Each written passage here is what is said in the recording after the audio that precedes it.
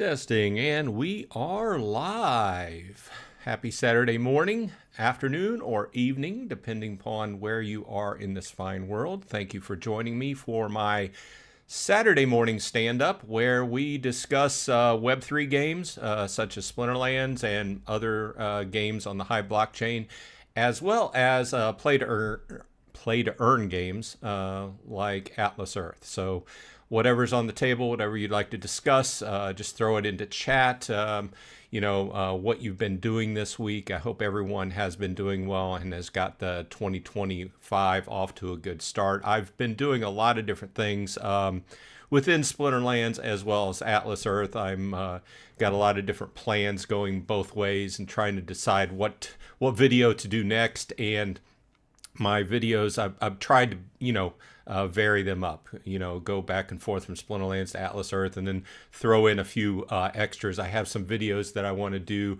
on Immortal Creed as well as Golem Overlord as well. So just keep an eye out for those. So I see we have some people in the chat. Tara Draz is here. Welcome. Joffrey Jones. Hello. Gathering of Magic is in the house. Welcome. Good morning. The Prepared Christian is here. Thanks for dropping by. Appreciate it. Crypto Beaver's here. Welcome. Gathering says, was wondering how your free-to-play account was going.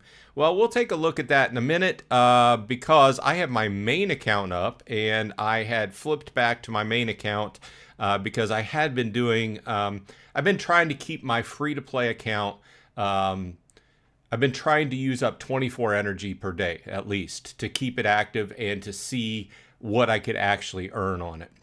And I did a video on it this last week, and I think that I'm going to go ahead and start progressing that free-to-play account by buying the spell book. And then there'll be a whole video around that. What does buying the spell book mean? What does it get you? What does it mean to your play in the game? Obviously, then the account won't be free to play, but then at that point, you're still only spending $10 to play a game, right? So we'll see how that goes. But I want to go ahead and whenever I logged into this account today, I have some chests open. So I'm like, why not do it on screen? The Prepared Christian says, bought my first Atlas Earth passport this morning. Nice. Then that means you're getting that extra 5%. In Atlas Earth, if you're not familiar, if you're not a player, you collect land, but another thing you can buy is called passport badges. And those badges, you can get them in different areas, different cities, counties, different things, states, countries, things like this. And as you collect and fill up your passport badge book, there are varying tiers, and you can go 5, 10, 15, 20, up to 25% boost. And that's a flat boost. Understand that that's a flat boost across all the rent you earn, which is real money that you can take out of the game at all times. So even if you are, first of all, you should be boosted through doing the commercials, right? But even at that point in time, say for instance, even in the middle of the night, say for instance, you're not boosted from the ads, then you're still drawing that 5% boost, or like I'm at 15%. I've been sitting there. I've been gradually working my way up, but I still got a fair amount of badges to go before I hit that 20%. Let's go ahead and dive in here and open these chests.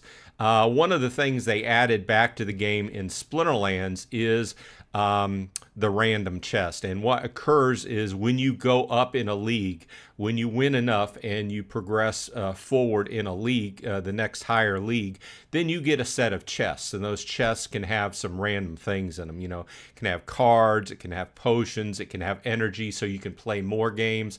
It can have a number of different things in it, but it's a nice addition back, right? So we have 13, 23, 27 chests with 4 of the best chests available. So yeah, I'll go ahead and use potions. Also in this game, you have 2 different types of potions. You have a legendary and an alchemy. The legendary, when you use the legendary potion, it doubles your chances to find epics and legendaries. I like the fact that they started including epics. It used to be just legendaries, but you still only have a very minute chance of getting epic or legendary, right? But it does double your chance to get those. And then using the alchemy potions, it doubles your chance to get gold foils. So let's go ahead and use those. partially, mostly because I have a ton of them anyway. So I'm drinking some hot tea today, some Earl Grey with a little bit of honey. Okay, let's go ahead and just reveal all, see what we got here. Oh, Commander Slade, nice. Gold foil, Halloran Huntress, another Commander Slade, well, multiple copies. And also on the chests, you can, unlike buying just straight draws in the shop where you're going to get one copy, in a chest, you can get multiple copies. Like you can see here that on this Takatag conscript, I got 11 copies over here and I got 9 copies here. And I got 2 copies of the Night Reaper, which is an epic, nice. Chaos Evoker is a nice card. I got 2 copies there. I got a bunch of Commander Slates. So I only got 1 up here because these were the low-end chests. On the low-end chests, the common chests, you can only get 1 copy of each card. But as you go up in the chest rarity, you can get multiple. So, but that was 1, and then there's 5 here. So that's 6 total on the Commander Slade, which is a good card. Okay, not bad, nothing exciting, but I think I just saw somebody, I'm in Wild here, just saw somebody in Discord say, you know, I've never really got a great card out of my chest, either have I. You know, I normally just get commons and rares, but hey, that goes to, you can go to your card set like this and search for rewards, and you can see the cards like Commander Slade we were taking a look at here. I don't have enough to quite level it up here, but we can go ahead and just combine. I'm just going to go down here. I'm getting pretty close, you know. I don't know how you guys are doing, but like my commons, most of them, a lot of them are level 9, some about half and half, level 9, level 8. These are the cards, if you don't play Splinterlands, these are the cards that you can earn through playing as rewards. They are soul-bound to you, so unless you take further action by locking them, which has a cost to it, you can't you can't sell them or trade them unless you unlock them. But still, they strengthen your deck overall and give you more choices when you're playing your hand. So let's go ahead and combine the Commander Slade. Like I said, it's not going to have enough to level him up, but okay, so I've got 6 copies left, and then I'll be able to, he's currently level 6. 6 copies left to level 7. What does he get at level 7? So he gets an extra damage. Nice. So his damage goes up from 4 to 5. So definitely nice. Let's just go ahead and do all combine. I don't think I have anything exciting here. Okay, let's check out chat, see what everybody's doing. Paul Taylor's in the house. Welcome. Thanks for dropping by. The Prepared Christian says, opened my gold 2 chest this morning and only got 2 basic cards. Yeah, it's kind of a letdown. Like I said, I don't think I've really even got anything great out of a chest, out of this recent set of chests. Now, back in the day, I got some good cards out of the chests we used to get. Trying to kind of quell my, I don't know, I got something going on today where I got up to work out in the morning, which I usually do, and I drink this drink called Celsius, and they tell you, this is kind of a side point, they tell you for best use of this drink, you're supposed to drink it before you work out. And I get up at 5 o'clock in the morning to work out, and I have to take a pill at that time, and it, especially the carbonated beverage, is just stand there and chug a carbonated beverage at 5 o'clock in the morning right before you work out is really tough.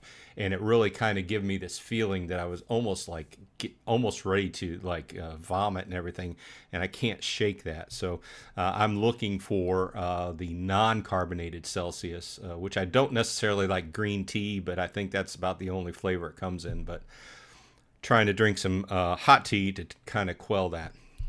Let's go ahead and jump back into chat. KGM Jam is here. Welcome. Thanks for dropping by. Gathering says, are you planning on making a pack price video? I am working on one for later today. Bolts wanted us to work on one. Yeah, that's interesting. We got a group of YouTubers that we have a like a side Discord channel that we discuss things in, and one of the topics this week is that who put forward, I think this was P Silence. And I don't quite know if I'm pronouncing his name right because I don't know whether the P is silent. Let me know if you know in the comments. But he put together a really good video. And you know who else put a video out? Cryptmancer. Tales from the Cryptmancer put out a really solid video. And I like to do videos whenever I can put, my own, if I have a separate opinion. I just think that Tales did a really solid video, and I don't know if I can add anything to that. Basically, the question involved is, do we think that the price of packs in Splinterlands should go down to $2? And I'm at the point where I think between $2 and $3 would be a good price point. I don't really have any opinion otherwise. Like I said, everything that he hit was some really good solid points. So if you're interested in the topic, I would say to go over to Tails' channel and check out that video. He did it in the last week or so. I might include that in a video. I don't know if I'm going to do a separate video. You know me, I'm not one much to jump into the numbers on packs. I do know, well, hey, look at the last set, Rebellion. Rebellion didn't sell too well, right? I'm always been of the thought process that if you lower the price of the packs a little bit, you'll sell more packs. But what do I know? They've got access to all the numbers. I'm not one of those guys that sits around and examines all the numbers, and gets into the math of it. I do know that I can tell me, if you ask me, hey, Bronze Dragon, if they lowered the pack price to $2, would you buy more packs? And I would say, yeah, I would buy more packs. I am looking forward to the new set that we're looking forward to in the April-May timeframe. That was another thing. They were talking about the April timeframe, and then it got said that that would be the pre-sale. So then if the pre-sale started in April, then the packs wouldn't really even come out until May. But, in that time frame, I'm looking forward to that. There's a lot of things I'm looking forward to in Splinterlands, and we'll just have to see. As we all know, they've got a small development team, and this last week we did have a town hall, and he talked about what the priorities were and everything. Also, I'm looking forward to Land 1.75. Land, the next release, is going to change the game rapidly. In fact, I saw some plots of land for sale yesterday, and I almost bought them. I'm at 18 plots right now, distributed between 3 different regions. But let me see, peak monsters. Okay, so let's clear this. Okay, so there were some mountains. I've got this separated by rivers because I've been looking at rivers and lakes a lot. Okay, here. So there's one left for sale today, if you're interested. But there was a person, I don't know if this was the same, this might be the same person, but he had like 7 or 8 different common mountains for sale for $9.50, and there's still one for $9.50 in Harkden if you're interested. I think that the other ones were in a different region, and I almost bought them. I almost bought like all 7 of them. Because they were mountains and they had ore. Until I looked at the region. And the region they were in, I don't think it was Harkden, it was a different region, was a lot of mountains and stuff that produced ore. So let me know in the comments, but this is a thought process in my mind, how things are going to change in 1.75.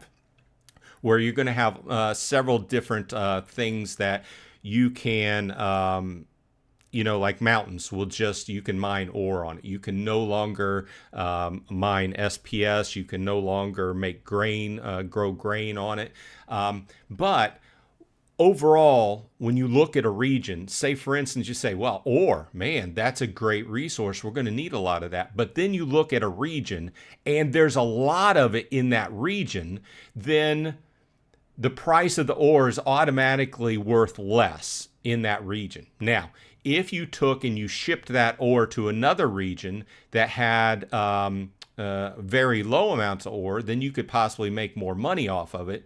But then you're paying a tax and then you're paying a shipping fee. So the profit you make on that would have to be more than, what you paid in the tax and the shipping fee, or transportation fee, whatever you want to call it. So obviously this is bringing the game forward much more in line to a lot of other games we've probably played where you grow different types of, you grow and you mine stuff and you use it to build things. And then it's also got elements of like, you ever played some of the space sims where, okay, I buy one commodity at this spaceport, and then it sells for more over at this spaceport on the other side of the galaxy. I travel over there, I make a lot of money, kind of the space trader kind of thing. It's got elements of all this woven in. So I'm looking forward to that, and I'm really hoping, just crossing my fingers, that it doesn't bite me in the ass, so to speak, and cost a ton of money. Because also what I'm looking for is the details of how this is going to go forward, as far as we've got a lot of our plots set up if you've bought land. And say, for instance, I am growing grain on a mountain, like back to what we were previously talking about. And I've already paid to stake that out, and I've already paid to have the proper cards on it, and I've already paid to create a farm on that plot of land. Well, going forward after 1.75, I can no longer farm grain on that. I have to mine ore. Is the game going to automatically convert that to a mine for ore for me? I don't know. These are all details we haven't heard. I would hope that they wouldn't charge us again to convert that over. And I would also hope that it would be a direct conversion and they wouldn't charge us, that whole time frame where you use time crystals to do the conversion. I would hope we wouldn't have to pay that again too, because if so, that would be a real letdown. Okay, I'm going to take a sip of tea and jump into chat. I know I got off on a tangent. Sorry about that, but you can tell it's been a while since I did a land video. I do need to do a land video. I was on a couple of the parcels I have that are not staked out. I wanted to talk to Gathering and stake them out using the new plan that he is going by, which is slightly different than what I've been using, and see how that goes, because I think the main thing there was it doesn't take as much staking fee as far as DEC, because one of the big costs when you get a plot of land up and running is that 50,000 DEC if you're maxing everything out. If you're not using max cards, then you don't have to pay that huge fee. So obviously you would have less production power, but you just got to do the math and see what's worth it. Okay, so I've been not looking at chat. I've been talking a lot. Let's see what everybody's saying. Gathering says still have commons and rare rewards to sell if anyone needs. Okay, so Gathering has a bunch of rare and common rewards cards that he's not using. Basically, he's using gold foils. So if you want to pay to unlock and give him a small extra fee for his trouble, get in touch with him and you can buy some rare commons off of him at a good rate. And Last Hope says they will do that too, so get in touch with them if you're interested. Joffrey Jones says, what did you think of Tails' last video? 20 million market cap of SPS and 37 million carbs. That sounds ridiculous. I did see the video, and like I said, I'm not one that sits there and gets into the numbers, so it's not like I'm sloughing off your question. I just don't have I agree. From my standpoint, it sounds bad. But I don't have an educated opinion other than that to say. So it was a very good, interesting video, though. So he made some good points. So if you're interested in that, go check out, once again, Tails' last few videos. Been good, solid videos. Gathering says, it is just pronounced silence. Okay, so no P. Tails always puts out well thought out content. I agree. I like his, what do you call it? Dictation? No. There's a word for how you speak and how you enunciate your delivery. I like his delivery. He's good, has good delivery, and whenever he does numbers, you can tell that he's a very good numbers guy, which I admittedly am not. So I try to stay away from all of the big lofty questions about over dilution of SPS. Logically, I would think that once we hit the point where most of the SPS has been given out, then SPS should go up. That's why I've been slowly buying SPS. Plus, I like the fact that as I get a little bit more SPS, then what I earn off the game goes up, obviously. So I couldn't imagine back a year and a half or 2 years ago when we started the whole switched over from the card value, card power to SPS staking for earnings. I couldn't imagine I would be up where I am now because I'm at 136,000 staked, and when that started, I was at 10,000, less than 10,000. So, yeah. Okay, let's see what everybody's saying. Tarab the Bold is here. Welcome. Thanks for dropping by. Last Hope says Tails has no clue. The People's Guild says howdy. Welcome, People's Guild. Thanks for dropping by. The People's Guild. I want to take a minute here and just say thanks for everybody dropping by. We've had a increase in the amount of people that have been watching my videos as well as stopping by the live stream, whether it's because you're interested in Splinterlands or whether you're interested in Atlas Earth or whatever else you're interested. I appreciate your time. And if you want to talk about something gaming related, just go ahead and stick it in the chat. We're just staying away from any nastiness. Let's just keep the discussion to gaming. But I appreciate everybody dropping by, and please leave a like on the video and subscribe if you're not, because I look at I like looking at the metrics, and if you are a YouTube creator, they've got all these metrics you can look at, and one of them is that the fact that most of the people that watch my videos are not subscribed. Okay, there's my little commercial. Okay, so the People's Guild says the argument of $2 or $4 seems silly to me. Why is it black and white? Dynamic pricing that varies with token and market price seems like a no-brainer. You know who brought that up? Thanks for bringing that up, because you know who else is doing that? Immortal Creed. I don't talk about Immortal Creed a lot. This is a game I play once in a while from time to time. I really like interfacing with the guys. There's only 2 guys that make this. It's a very small team. They sent me out some cool beer glasses that have their logo on it and my name, Bronze Dragon Gaming, just for a gift for the holidays. So I appreciate that. But the reason I'm bringing it up, not because of the glasses, I do appreciate those, but because now they've implemented dynamic pricing, to your point. So I just wanted to, you cued that in my mind. As far as the pack pricing goes, I agree. I mean, obviously, I think that, obviously I would like $2 versus $4 packs. I would get twice as many packs for my money. I do think that I would be more likely to buy more packs. I do think that it would be more enticing for new people to the game, which is what we're looking for, new people to play the game that come in and start buying more packs. Obviously, I like the variation, the idea of having different types of packs at different costs, right?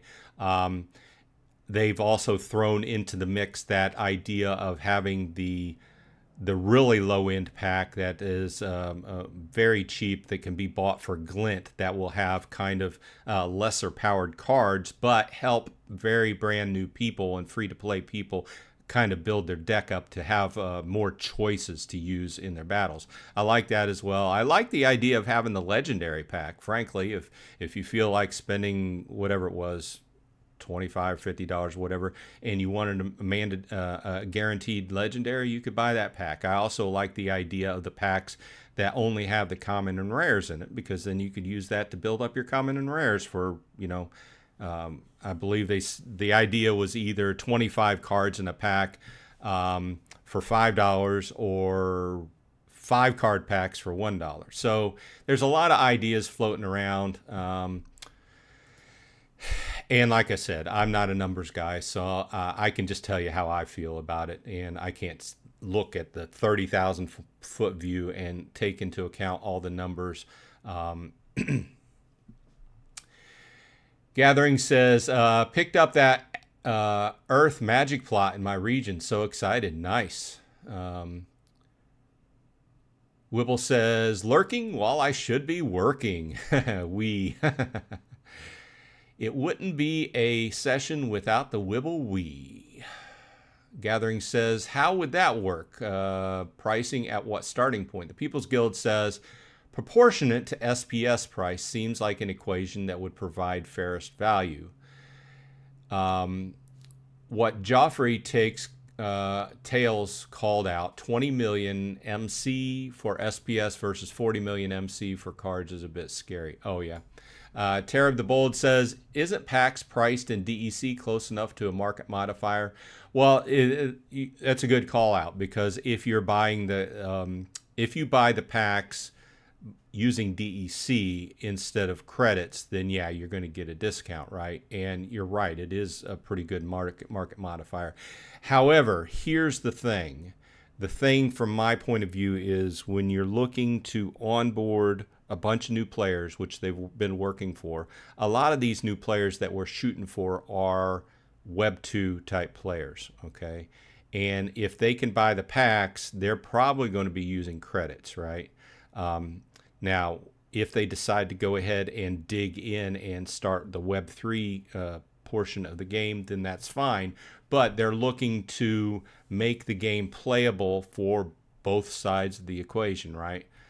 So yes, DEC would bring you a value, and most of us who've been playing for a while, given the option, would go that route. But you get a bunch of new players, especially when the mobile app comes out, and maybe they just want to play the game. Maybe they're not interested in jumping in and playing the crypto part of it, right? So something else to think about.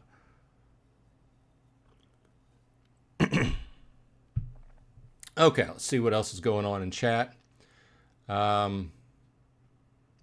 Gathering says, curious to see the response to my pack price idea. Hope everyone don't hate it too much. The People's Guild says, arguably, yes, but I've been here for years and still have no easy way of taking advantage of that. DEC is a huge pain in the ass to acquire, and I have to use credits anyway. That's one of the big hurdles, so to speak. What we're looking at is this whole evolution of the game trying to become easier for the traditional game player, Web 2, especially with the release of the mobile app, which potentially could be a big influx of players if we play it right. But a lot of these players are either not savvy enough, they don't know. Face it, when we all started Splinterlands, I started Splinterlands over 3 years ago. It was just like one hurdle in front of another hurdle in front of another hurdle to get up and get playing, right? You know, as far as getting your SPS, well, not SPS at that time, DEC and everything. And you have to go here, and then you have to get an account, and you have to buy that. Then you have to trade it over here to Hive Engine, and then you have to, you know what I'm talking about. That needs to be really smoothed out for us to onboard enough bunch of new players. And what I'm envisioning for the game is down the road, we have a game that has two sides. one side is the Web3 side where we are, and it's the traditional Splinterlands experience. But you have players, a bunch of percentage of players on the other side who love to play Splinterlands or like to play Splinterlands once in a while on the mobile app, and they exist outside of the Web3 structure of the game, and they buy packs. They may go to the extent of buying some SPS to stake it, but who knows? But we have that whole subsection of people that don't necessarily want to dig into the Web3 part, but they're buying packs, they're renting cards, they're selling cards, whatever. So down the road, I foresee that happening.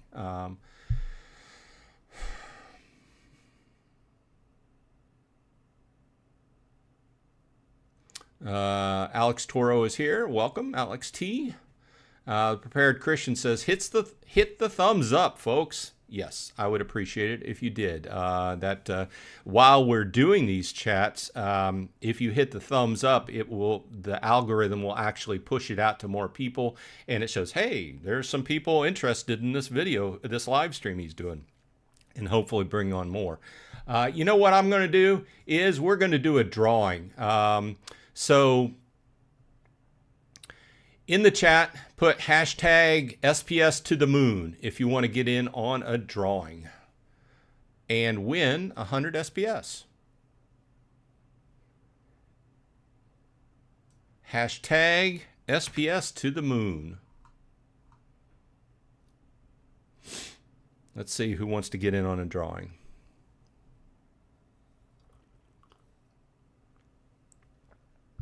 Once again, hashtag SPS to the moon.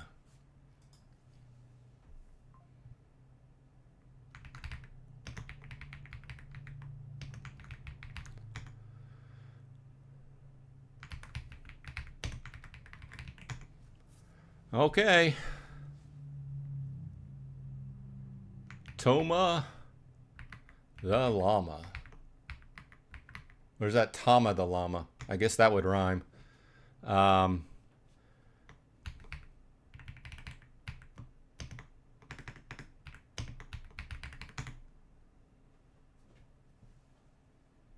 Hey, Gathering the Magic coming in with a super chat. Thank you very much. Appreciate it.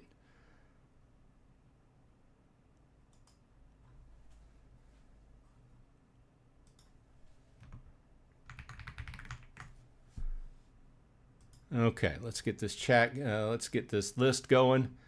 We're drawing, Alex. We're drawing for 100 SPS. Young Eagle 95. Terab the Bold. Pompeii 72.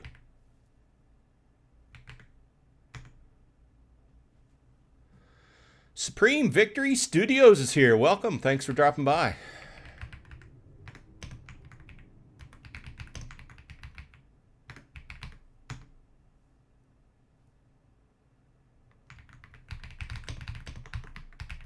Once we pick a winner, I'll ask for your Hive name just so I can send it to you. Bolts 85 is here. Nice.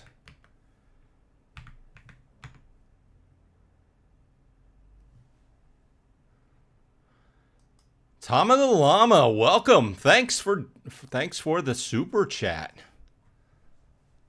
Appreciate it. Keeps me going.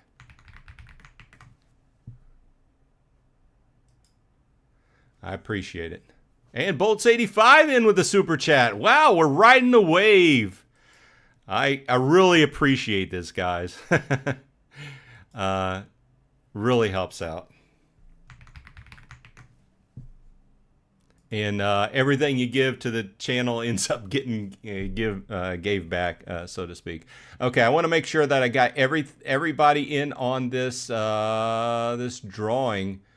Okay, so I've got the People's Guild, Crypto Beaver, Tama the Llama, Joffrey Jones, Young Eagle 95, Terab the Bold, Pompeii 72, Supreme Victory Studios, Gathering the Magic, and Bolts 85. Anybody else want to get in on the SPS drawing. Once again, we're giving away 100 SPS to the winner.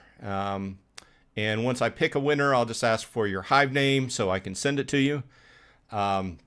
Just like, giving back to everybody who shares their time with me on a weekly basis.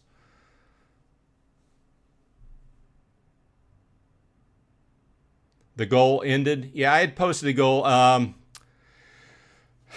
Either way, if you've got a question you want to answer, just pop it in there and in the chat, and I will answer your question directly. My financial journey's in the house. Welcome. Okay, just in time to get in on the drawing.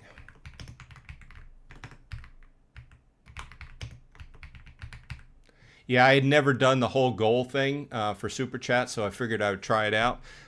Drop in the chat. Everybody who's Super Chatted, drop in your question in the chat, and I will answer it directly to you if I can. Okay, let's draw. We've got a drawing for 100 SPS going on. Let's go.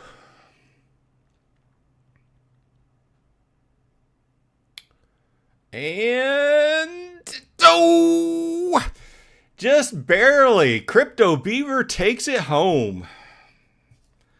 Okay, Crypto Beaver, is that your Hive name? Let's go over to my SPS. My little change purse here. In-game player 2, and we've got 100 SPS coming out at you. Crypto Beaver, just want to verify that your Hive name is Crypto Beaver. It is, because I can see it on my prior names. So here goes 100 SPS out to Crypto Beaver.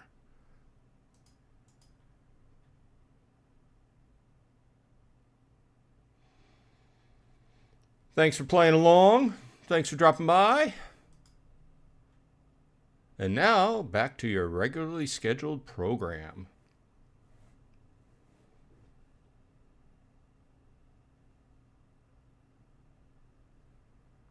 Okay, let's see what everybody was saying before the drawing.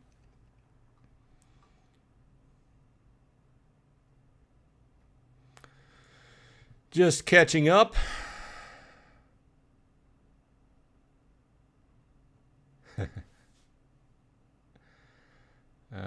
Jumping back in chat to see what everybody was saying. The last thing I think I talked about was the $2 to $4 pack by the People's Guild.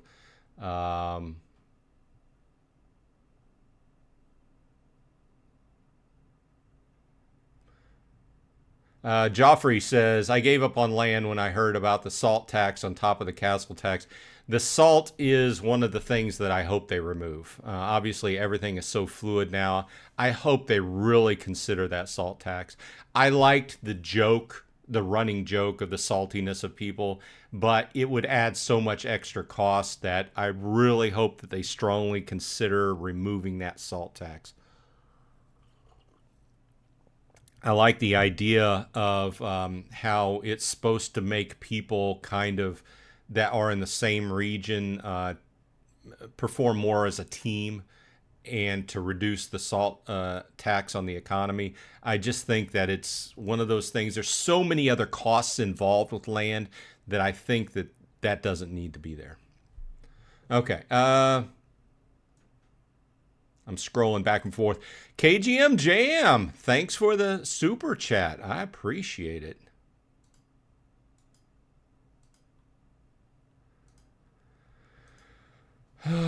Let's see here. Okay. And I'm jumping forward. I'm jumping around in chat a little bit. I'm trying to get to what everybody's saying. Those who've sent me a super chat, if you are... if you have a specific question you want me to answer, I will do that. Just let me know in the chat. Gathering says, the big question with pack pricing is how much do you expect new players to pay to play at bronze? Most new players will want to start small and work their way up. Yeah, like most of us did. I didn't jump in and put tons and tons of money. There was a whole string of weeks where I just did like a Friday show where I spent $10. It was like $10 a week was my allotment, you know, and I think it's fair for a game, right? So obviously since then I've spent a lot more, but I agree with you. Alex T says, someone give Bronze Dragon a super chat. I don't have a thing attached to this YouTube account. But I really appreciate all the super chats this week. I do appreciate it. It helps me keep going. Tarab says, I bought some Trump and played about with it on a DLMM, not working great, just sitting there out of range. Yeah, I'm not even going to broach that. I haven't bought any crypto outside of Hive. The last crypto I bought was Hive. Before the pump, I don't know, about a month ago. Supreme Victory Studios said they need to work on balancing the cards properly. Does it matter if you have all these new packs and new ways to get these cards if they're not balanced? There we go with a overpowered glint card. Yeah, I agree. And there's a lot of, yeah. I can't really add anything else to that statement. Obviously, it would be better if everything was well balanced, but as we know, it's very strongly a lot of cards, the higher end, more expensive cards are very overpowered, you know. But that's true in most card games. But I think it's exacerbated by the fact that we have a very small amount of people dedicated towards actually testing, and there's so many variables, so many cards. But you know, we can just take a look at a specific cat summoner. You know, that if you're playing in the top ranks, you need to have that cat summoner, and it's I don't know, $60. Let's look at summoners. I'm just using that as an example. Here it is. You know, $65 a BCX if you buy them single. $602, $603 if you're playing on the top end. If you wanted to come in and playing champion, that's $603 you'd have to pay on for just one card. So I don't want to beat that too hard, but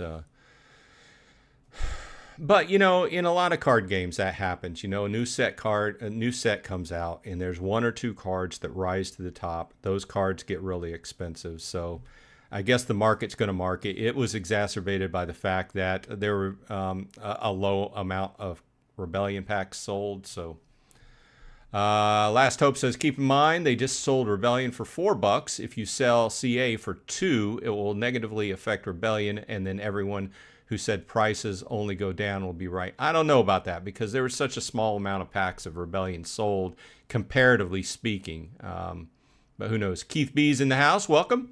Thanks for dropping by. I'm considering starting as a new player in this game. Because of you, please keep up the good content. Well, welcome. I will be continuing my little series of free-to-play. The next up will be, let's go ahead and switch over. Free-to-play is still log in with an email address.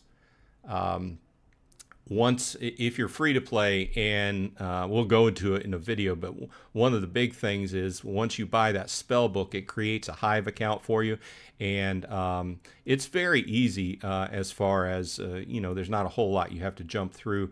It is $10, but another addition to playing will be the addition of how to log in, you know, and I'll get into that in a future video. But like I said, there's a lot of different little hoops. But like I said, I've been playing for more than 3 years. I'm still having fun with the game, and this is actually my 4th account. It's been hard. I've been trying to keep up because I have 3 accounts that are being played. 2 accounts are being played by the Archmage bot, and they're all in guilds. And whenever a guild brawl goes, I've got 3 sets of brawls to go through and remember to do.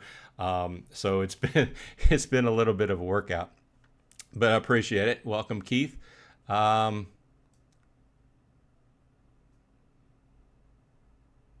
to get through chat. I'm going to skip forward to the newer part of chat. I do appreciate everybody chatting. The more the merrier, and we are getting a lot of stuff to talk about.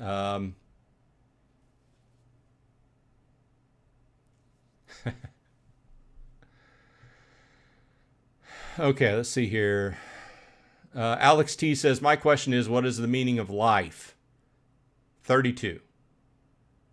What light? Go Beaver, congrats. Gathering the Magic says, if Conclave is priced lower than the Rebellion, will that be a negative impact on Rebellion card? I don't think so. I think my opinion on the card prices are that the two biggest effects, obviously one of the biggest effects on the card prices is the cards that are the best cards are going to rise to the top. For instance, my last example of the cat, right? If that card is in a set and it's very popular and it's in the meta, it's going to be expensive. The second is going to be the amount of card packs that were sold. The more dilution, in my mind, the more dilution, like Chaos Legion versus Rebellion, the pack prices of Rebellion are going to be way above Chaos Legion just due to the fact that there are smaller amounts. And, you know, you point this out on a lot of your videos, is the fact that new people coming into the game consider, you know, they jump in and let's go to the market and let's say, hey, I'm a new player. I want to buy, I want to buy some Rebellion, right? And let's just look at core. And say, for instance, I want to just buy commons. I'm a new guy. I want to buy some commons, right? So, hey, I like this. Some of these are kind of hard to pronounce. But say, for instance, I want a sultry barmaid, right? Or a better example, let's go back here, and a summoner. Okay, so say, for instance, I want to, the basis for your card deck in Rebellion, if you're a new player, is you got to look at your summoners first, right? And I go in here and I start saying, oh, well, yeah, I can get one BCX of a summoner for 34 cents, or I could buy a level 4 for $12.50. And you can play that game, right? But as we know, there's some of these cards that have such low amounts of cards available that you might not only be able to get a max card. So say, for instance, let's go back to Gablano Soldier. Okay, so this is the cheapest card available, and it's a common, so you need 400 copies to get a max level. And so, you know, you can look down through here, the amount of BCX available, and my point is, there's just not too many cards, too many max level cards, if you could get a full max level or 2 max level cards out of here, and that's just 2 players worth, right? Sure, you know, you jump into the game and you're probably not going to buy max level cards, but to be prepared and to make the best purchase price, you're going to want to look for a deal on a multi-BCX. So I could buy a single copy for 26 cents a BCX, or I could buy this level 2 and only pay 21 cents per BCX. It's a game of pennies when you're new to the game and you want to start building up your cards, but all those pennies build up into dollars, into hundreds of dollars. So you want to find what's the most efficient way to use to build up your deck. And that all goes back to the pricing of the packs to me. There are so few packs of Rebellion that were sold that I think that the pricing is going to stay up no matter what you do with the next packs. I think that the next packs, I don't want to say they exist in their own separate realm, because obviously they do affect each other, because they will be played in Modern, right? But I think they have... their effect on each other is much less than what people would think. So I think it has to do with the number of packs sold and how popular, and you have how many cards within that set are good play cards. Because obviously all the good play cards rise to the top, and people are like, well, I need that for my set, especially if you want to win games, right? Win matches. Okay, let's see here.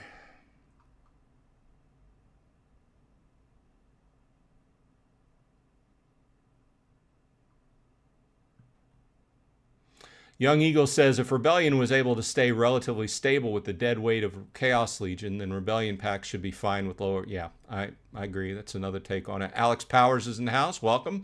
Thanks for dropping by. On Atlas Earth, what happens after you have 90 days of login bonuses? Does the count start over? Yes, it does. and you have to make sure that you don't miss a day therein, otherwise it will reset on you as well. So yes, the answer is after you get that 90-day bonus, it goes back to day one. Alex T says, didn't the team do a pricing thing where they said they needed the packs to be that price to maintain the prices of the other cards? Yeah. Matt was talking about that. But, you know, we all have our opinions on that.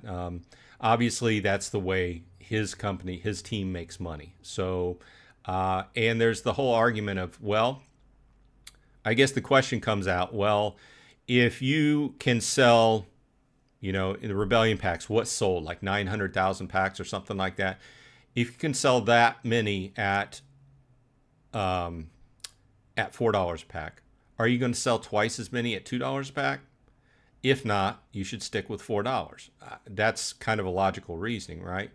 To me, I think it's more about there's an extra variable there, because the variable is we're in a mode of wanting to attract new players. And one of the ways to attract new players is to make the game easier to get into, which is where the $2 packs fall into. Now, if you have $2 packs, is that going to affect the price of singles? Yeah, it'll affect it a little bit. I don't think it's going to overly affect it, because I still think the price is driven by the number of packs sold and how popular the cards are. You know, you're going to have a handful of cards, especially one or two cards that really rise to the top as far as play cards. And you're going to have another handful of cards that are really popular to play, right? And their prices will go up. But that's just like, you know, standard Magic playing or Pokemon playing. So hopefully that answered your questions. Bolts says, in the end of days, we need those $2 or $3 packs to attract new players. Yeah, just like back to my point. Alex T says, or whatever it was, I don't understand why the community feels they should have more about pricing products than the team. Yeah, I'm certain they had to put a lot of what do I want to say? They did their homework. I would assume that, right? But, you know, a lot of stuff has been variable within, they've tried over the years in the game, and we found out that it worked the way they thought, or maybe not so much, you know, so.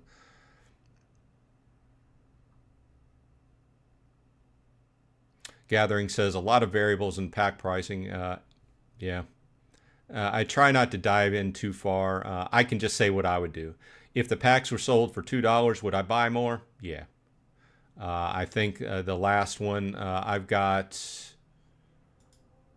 100 Rebellion. Oh, this is the wrong account. This is a free-to-play account. I have 100 packs of Rebellion that I have, and I will be staking those going forward. If they sold at, and I amassed those over the whole length. I didn't like buy those all. I think I bought 50 during the pre-sale. See, in free-to-play, I tried to click on Wild. It wouldn't even let me go into Wild. So I'm full of energy here. So I have some matches to play. Yeah, when you're playing free-to-play, it's very hard. Don't even consider, you're probably not going to get out of Bronze 2. You get up into Bronze 2, and then you start meeting people who have actually bought or rented cards, and it just knocks you back down. So. Okay, we're getting towards the bottom of the hour. Let's go ahead and see what people are saying to finish off this conversation. A Young Eagle says, if people say they're willing to buy more, if it's 2 compared to 4, it's a metric the team needs to measure. I agree. The Last Hope says, exactly, and I don't understand why Matt is opening up to the idea that the DAO should decide over what makes the team. I don't think the DAO, correct me if I'm wrong, but I don't think the DAO should have any control over what the card packs sell for. I think they've tried to weave that in with like, oh, the team gets half of it and the DAO gets half of it because the DAO paid them to that. I think that's the tie-in. The DAO paid them to actually create the set of cards, so the DAO is getting some off the sale of cards. So there's where the DAO tie-in would be. I can see what he's doing there. So Yeah. Tom of the Llama says, question, how long have you been involved with Atlas Earth compared to Splinterlands, and which one are you enjoying more? Good question, Toma. And once again, thanks for the super chat. I have been involved with Atlas Earth for a little bit over 9 months, like 9 months and a week or something like that. I have been involved with Splinterlands for more than 3 years. So I started I started doing videos on Splinterlands over 2 years ago, and I started doing videos on Atlas Earth like a little bit over 9 months ago. So there's the answer to that. Which am I enjoying more? I think I enjoy them both on different levels because they're different types of games. You know, I enjoy Splinterlands. I make more money off of Atlas Earth. Splinterlands has let's be clear, Splinterlands has a high cost that you can get in at the own rate that you want. First of all, you got to like card games, right? You have to like collectible card games. And if you like those, then Splinterlands is fun. Obviously, if you don't like card games, you're not going to like Splinterlands. Now, Atlas Earth, on the other side, is more strategy to me because, like, you do different things in the game to accumulate Atlas bucks, and then you buy property and you start earning real rent, and it amasses up. It starts out very minute and it goes up from there, right? Especially as you get more property and higher rarities of property, and you get more badges to increase your badge boost. And there's a lot more to it than what a lot of people would think at the very beginning. They're like, well, you just watch some ads and play some games and do some surveys and you buy more plots. Well, you have to strategically buy those plots. There's strategy involved. And then once you get to a certain level, you're like, well, maybe I should take over mayorship of my area and get extra Atlas bucks, which increases. And then at a certain point, you're where I am. I've cemented mayorship in one area, and I've gotten started on taking over mayorship of another area, and you start accumulating. It's very strategy oriented. So two very different games, but I like them. I don't know. It would be hard to tell. They're just so different games that I like both. I play both on a daily basis.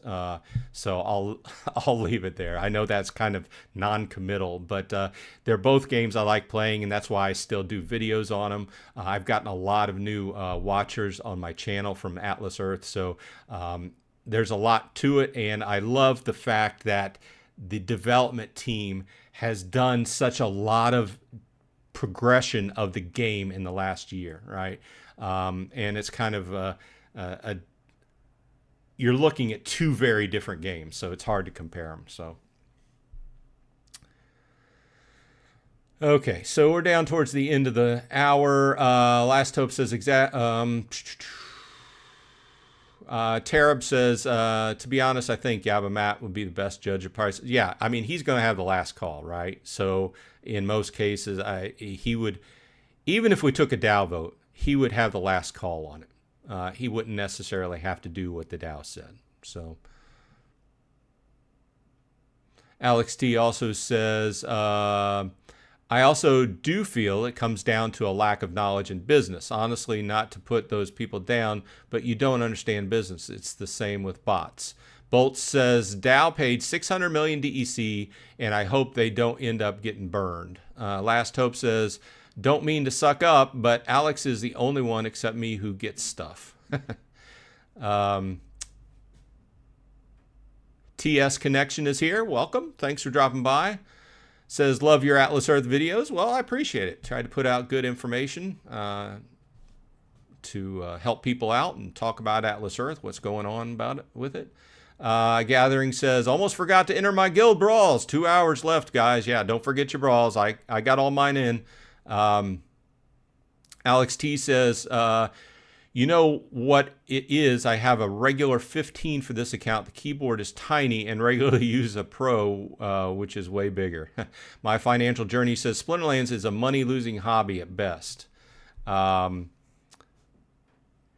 You can make money, but like I said, it does take, you have to like card games. I wouldn't get into it to just make money because like I said, I am making a better return on Atlas Earth at this point. But I like playing card games. So,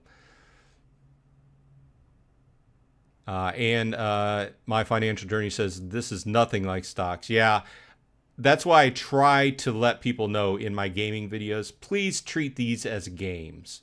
Treat these as games and not as investments, okay? Because they could go away tomorrow. You never know. The buying stocks, and I don't even like to compare that. First of all, my brother loves buying and trading stocks, and I do it minimally. I'm not into that, but they represent a completely different classification of what you could put your money in, as well as bonds and all that stuff. I would not consider games an investment. Now, the money we put into it, do we hope there's a way to turn it around and make a profit? Is there a way to make a profit in the game in Splinterlands? Sure, there is. But like I said, a lot of these people who do make a profit have specific strategies and or used bots to do it with those specific strategies and treat the cards and different things within the game very much like the stock market. And you know what I mean, that whole buying penny stocks and trading and stuff like that.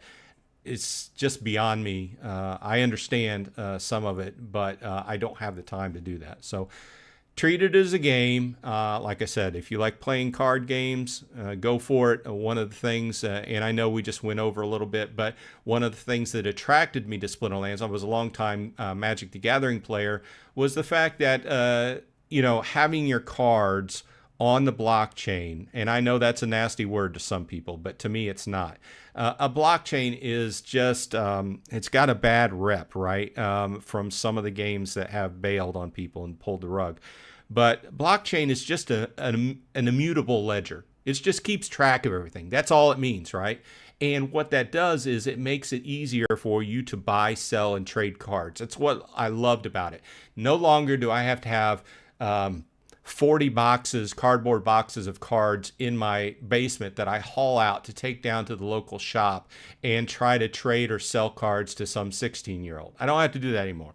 If I want to sell cards, I can throw them up on the market here and I can sell them, put it up a price. If people want to buy them, they buy them. Bam. The money's back in my account in, DEC or credits or whatever. Okay, and to wrap things up, I agree. There's several of you here that have a much better market knowledge than I do. I agree about that. I try to play it as a game, and I admit right up that my trading strategies and stuff there's a lot of people make money off of it that I don't. So I like to play it as a game, so I appreciate everybody stopping by and talking on a weekly basis.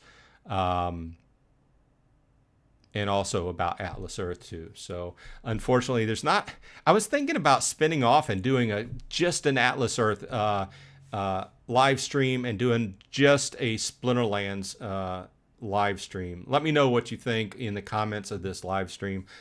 Still tossing that around what I could do. But I appreciate everybody stopping by, and I hope everyone is happy and healthy on your side. This has been Bronze Dragon with another Saturday morning stand-up. Please like and subscribe, and to everybody who sent out a super chat, I appreciate it. So have a good week, everybody.